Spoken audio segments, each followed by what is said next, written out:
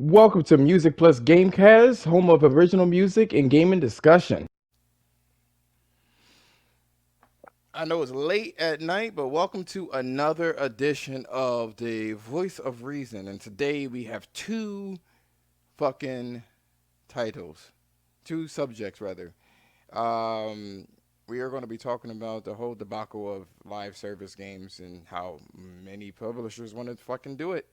And then Nintendo Switch OLED and our thoughts on that. Well, my friend Ken, he's in the chat now, and if I'm showing myself as being low energy, it's because oh man, OBS and these fucking streaming things is just fucking irritating, man, to the fucking core. So I am super tight. Regardless, we're gonna kick it off with the live services. So um, Assassin's Creed Infinity. I don't know what is up with corporate and these live services being called Infinity and all this other fucking shit.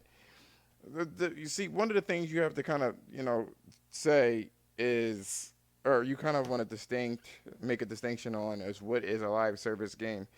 And a live service game is a game that evolves over time. You may have to pay for some DLC or, free to, well, what do you call it, pay to play or anything like that. So Ken, what is a live service game to you? Maybe I'm missing some shit. So to me, a live service game is they when they basically keep the player base engaged by allowing things like microtransactions to keep the player coming back, paying money for like continuous content, so they're always constantly updating the game and things like that for um for basically for players to continue playing.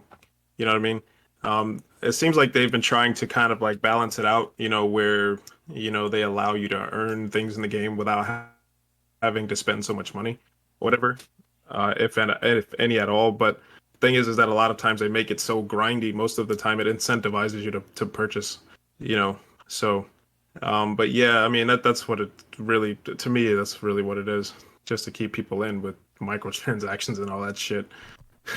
I know you're feeling for it. When we talk when we talk off the record here about how much you don't like these type of games. I mean, you'll give it a shot, but you're like, man, I'm I not liking don't. this shit. I mean, Nah, I'm not. I'm not a what? fan. Not really. And the reason why it's total. I mean, I'm not going to go young yeah on this shit because do you? If you're successful with this model, all right, cool. Do you? If you're successful with it, you feel me? So be that as it may, I mean, it's very predator practice. You know what I'm saying? Like you're not your whole game is designed. This is why people are like, well, how the fuck are you doing this with Assassin's Creed? You know what I mean? So regardless of what the information is on Assassin's Creed, it is still a live service game. And then you also have like Halo Infinite is another live service game, and it's by its core is designed to keep you paying. And I guess back in the day, live service games was like World of Warcraft and stuff like that. But we don't know. I mean, you can't have that many games doing this fucking like. What are you gonna do? Charge $60, $70 and then this fucking model? Like, I don't know what they're gonna do with this. I Ken, do you mean, have like any people keep idea? fucking paying for it. Huh? People keep fucking paying for it, man. You know what I mean? It's like I don't know, man. My biggest issue with the whole live service thing is the fact that um the companies are so egregious with it, man. As obviously EA is a massive um culprit of this, especially implementing it with like some of their sports franchises and stuff like that. Um, but they're just so egregious, man. And the thing about it is that, um, and that irritates me more is the fact that they don't even innovate on the gameplay like ever. Like they release the same shit every year basically, or whenever uh, uh, you know, the next installment for their games, Assassin's Creed, whatever the fuck it is, right? And then they just basically just keep updating the game, man. They don't change it really. They just keep adding content, and it's just super egregious, man. And there's no innovation whatsoever. You know, it's just and see, it seems like it's just there to basically just get people's money who are basically dumb enough to keep paying for the shit, and they will. They're gonna keep doing it as long as people keep paying them. Well, if every game becomes a live service, man, for what I've been seeing, there's a lot of live service games that fail. You know what I mean? You can't be a Fortnite, and variety is the spice of life. That's the thing, and then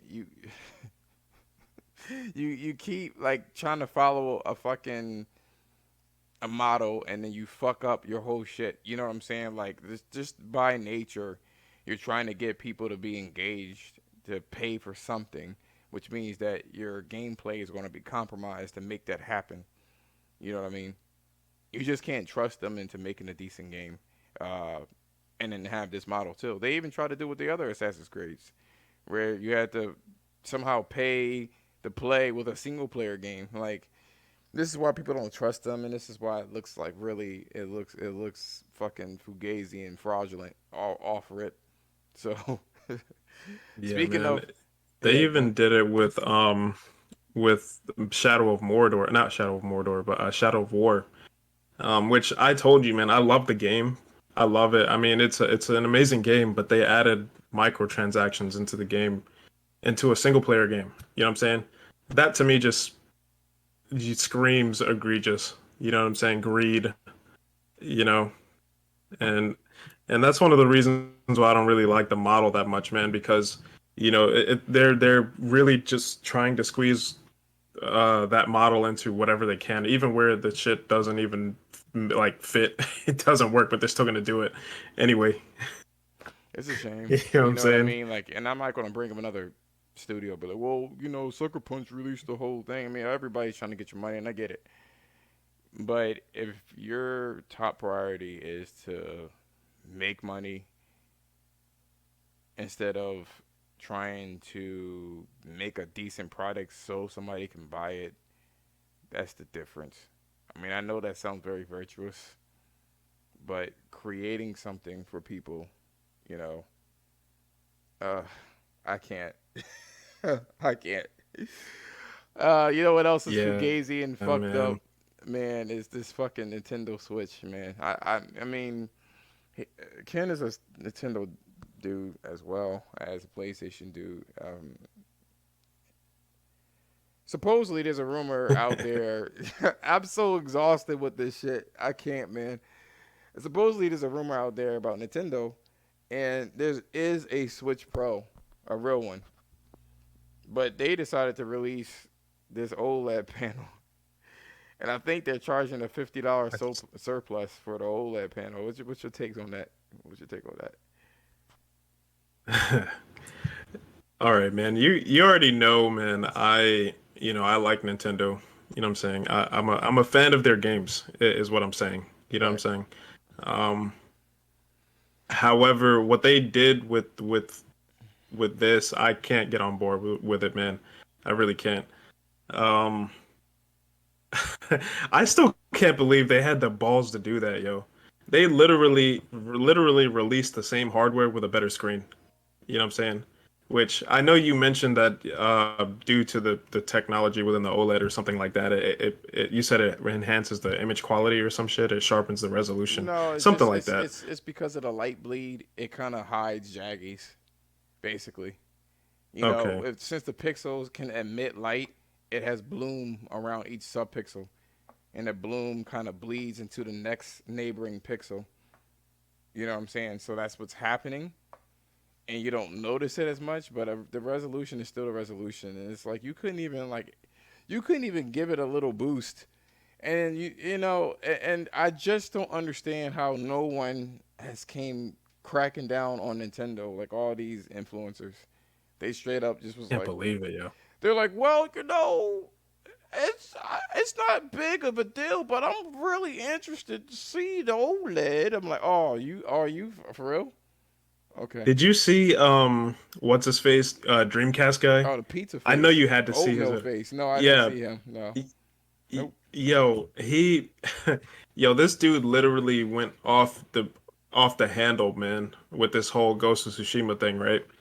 Saying that it was too much money. Why are they charging for updates and all this stuff, right? And then Nintendo comes right behind him and releases the same freaking hardware, man. They don't give nothing. They give you a better screen. You know what I'm saying? They don't give you better hardware to run the games better, better hardware to get a higher resolution. They don't release any new game, nothing, dude. They just literally release the same thing. You know what I'm saying? And then he was like, "Yeah, I'm definitely gonna get it." And it's expensive. It's even more expensive than the base version, man. It's like, come on. Nah, I can't get on board with it, man. You know what I'm saying? I'm not giving them my money. They can keep that. I'm not doing it. You don't want them. You don't. You don't. You don't want to help them out. No. No. No, not for that. No, hell no. I'm not doing that, yo. I'm not gonna support that, dude. They literally released. You know what? Look, with some of their games, to some extent I get it. You know what I'm saying? I know a lot of people they don't really like it, the fact that they're like remastering some of the games. Um, I, in some ways, I understand it because some of those games were like mid-generation from the Wii U. You know what I'm saying? Um, so they were kind of like remastering them. It seems like to bolster the library for the Switch. Some of the games that they had released for the Wii, right? The fact that they charge full prices is that it is what it is. This man, they literally gave you there is no reason for why they should charge you extra for this thing, dude. They did this for no reason. And $50, Literally. yo. This is not. I want you to understand. This $50 shit, like an OLED of that resolution, shouldn't be that much money at all. But they clearly see that people are buying the Switch still, and to be honest with you, they have no idea that this is going to really pan out for them in the future. So they're milking it for what it's worth. And I get it, but that's fucked up. I Yeah, just kind man. of wanted to make this video earlier, but there were some other projects that I was kind of working on as well that kind of bled into this, and it's fine. I'll get it out. I'll get it out tomorrow.